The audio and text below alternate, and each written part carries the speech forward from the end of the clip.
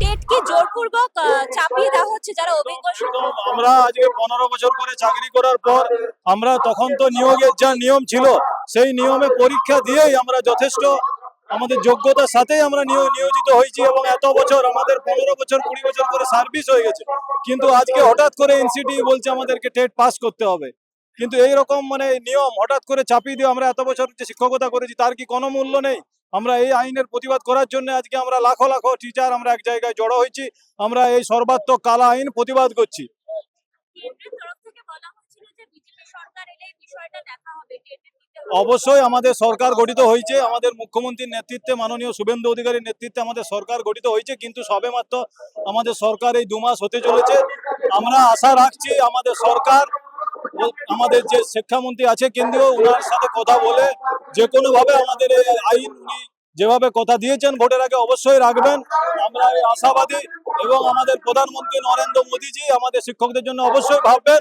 আমরা এই আশা নিয়েই আজকে আমরা মিছিলে এসেছি। নো টেটের দাবি আপনারা কেন করছেন? প্রশ্ন হচ্ছে, আমরা যখন নিয়োগপ্রাপ্ত হয়েছিলাম, কেউ আজ থেকে 20 বছর আগে, কেউ আজ থেকে 25 বছর আগে, কেউ বা 30 বছর আগে, তাদের হঠাৎ করে একটা নিয়ম নিয়ে আসলো যে আমাদের নতুন করে আবার টেট দিতে হবে। কেন আমরা টেট দেবো? আমরা যে সময় নিযুক্ত হয়েছিলাম আমরা নিজস্ব যার যে সেই সময় গভর্নমেন্টে নিযুক্ত যে তারা যে যোগ্যতা আমার সিলেক্ট করে দিয়েছিলাম সেই যোগ্যতা আমার উত্তীর্ণ হয়ে আমরা নিযুক্ত হয়েছিলাম। আজকে আর কিচ্ছু না, সর্বভারতীয় স্তরে শুধুমাত্র শিক্ষক সমাজ এদেরকে শুধুমাত্র সবাই ভাবে এরা সব দুর্বল, এনিহাও এদেরকে আজকে চাকরি থেকে বরখাস্ত করার জন্য আজকে বিভিন্ন ভাবে এই ধরনের নিয়মগুলো কালাকানুনগুলো আসছে। তা আজকে আমাদের যে সংগঠন উস্তি ইউনাইটেড প্রাইমারি সংগঠন, একটা অরাজনৈতিক সংগঠন, এরা এনিহাও গভর্নমেন্টের উপর চাপ সৃষ্টি করবে। সুপ্রিম কোর্টের উপরে যে আইন তারা কার্যকর করেছে সেটা যাতে সঠিকভাবে প্রয়োগ হয় এবং আমরা যেন আমাদের সমাজ চাকরি বহাল রাখতে পারি, তাই জন্য এইটা। তা আমরা সবাই টেটের বিপক্ষে। প্রথম প্রশ্ন হচ্ছে আমরা কেন টেট দেবো? ধন্যবাদ। বলেছিলেন যে টেটের বিষয়টা দেখা হবে যদি বিজেপি সরকার এলে। একদম আমরা পরিষ্কার মনে আছে যখন আমাদের সল্টলেকের কাছে যখন আমাদের মাননীয় কেন্দ্রীয় শিক্ষামন্ত্রী ধর্মেন্দ্র প্রধান তিনি এসেছিলেন, তিনি পরিষ্কার ভাবে এই কথাটা বলেছিলেন যে आप लोग सत्ता में चेंज कराइए, हम लोग आपके लिए कुछ ना कुछ करेंगे। আজকে ওয়েস্ট বেঙ্গলে প্রায় 3 মাস হতে চললো, গভর্নমেন্ট চেঞ্জ হয়েছে, শিক্ষামন্ত্রী চুপ, আমাদের রাজ্য সরকার চুপ। তার প্রতিশ্রুতি তিনি রক্ষা করুক, আমরা আশাবাদী তিনি তার প্রতিশ্রুতি রক্ষা করুন। আমরা হয়তো টেট দিলে সবাই পাস করব, কারণ আমরা কেউ অযোগ্য শিক্ষক শিক্ষিকা নই, কিন্তু আজকে বলছি যে টেট দিতে হবে।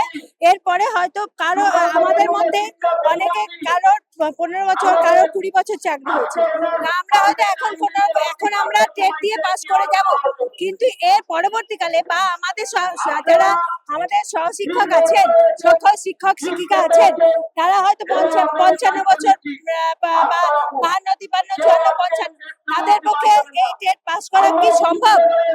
সম্ভব নয়। তার থেকেও বড় কথা, যদি আমরা টেটটা পাসও করে গেলাম, পরবর্তীকালে যে আবার আরো অন্য কোনো আইন এনে আমাদেরকে আবার কিছু পরীক্ষা দিতে বলবে না, বা ভবিষ্যতে যদি এই টেটেরই নামকরণ বদল হয়। আমরা তো যখন পেয়েছি তখন তো আমরা নিজেদের মতো করে ইন্টারভিউ পাস করে, পরীক্ষা দিয়ে পাস করেই পেয়েছি। তো যদি দিনের পর দিন সময়ের সাথে সাথে বদল হওয়ার সাথে সাথে যদি আমাদেরকে বারবার করে পরীক্ষা দিতে বলে, তাহলে সেটা তো আমাদের জন্য অসম্মানজনক।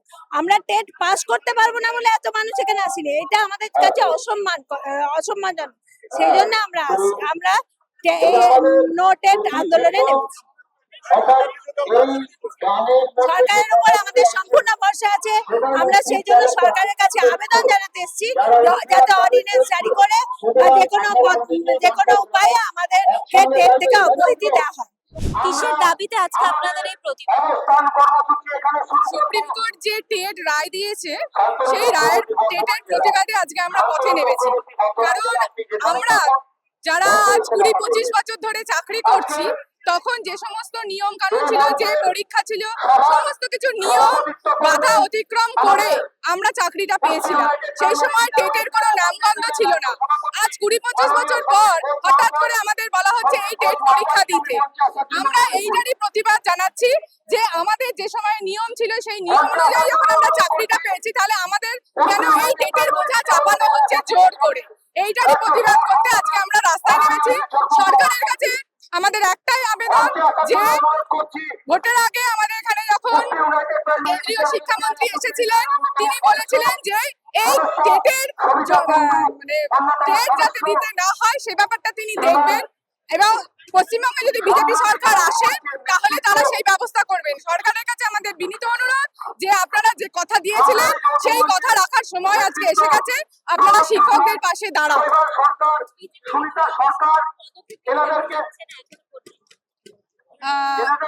আমরা যেটা এ করেছিলাম যে এটা কেন্দ্রের বিষয়, আমরা আশা রাখছি এখনো পর্যন্ত কেন্দ্র নিশ্চয়ই এত লক্ষ লক্ষ টিচারদের পাশে দাঁড়াবেন এবং কোনো একটা সঠিক নীতির মধ্য দিয়ে আমাদের এই চাকরিটা রক্ষা করবেন। সুতরাং আমাদের এই যে আন্দোলন এটা শুধুমাত্র পশ্চিমবঙ্গে হচ্ছে না, গোটা দেশ জুড়ে এই আন্দোলনের আওয়াজ ছড়িয়ে পড়েছে এবং একটাই আমাদের অনুরোধ কেন্দ্রীয় সরকারের কাছে, তারা নির্দিষ্ট একটা নীতি এনে আমাদের এই লক্ষ লক্ষ টিচারদের যে চাকরির ভবিষ্যৎ অনিশ্চয়তার মধ্যে পড়েছে সেটা যেন রক্ষা করে। হচ্ছে আমাদের আমরা যেমন 2010-এ নিয়োগ হয়েছে আমাদের, তো ওই সমস্ত টেটের অস্তিত্ব ছিল না। টেট হয়েছে 2012 পর থেকে, এবার সেই আইনটাকে লাগু করছে, ওটা আমাদের আপত্তি আছে, তাই না?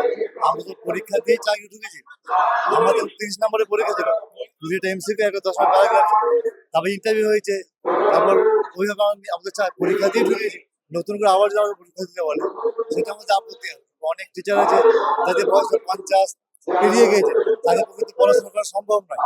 আর এর হচ্ছে একটা অন্যায্য দাবি, তাই না? ওটা অন্যায্য দাবি আর কি। তো আমরা পরীক্ষা দিয়ে চাকরি ঢুকেছি, আবার নতুন করে পরীক্ষা দিতে বলছি, এটা আমাদের আপত্তি আছে।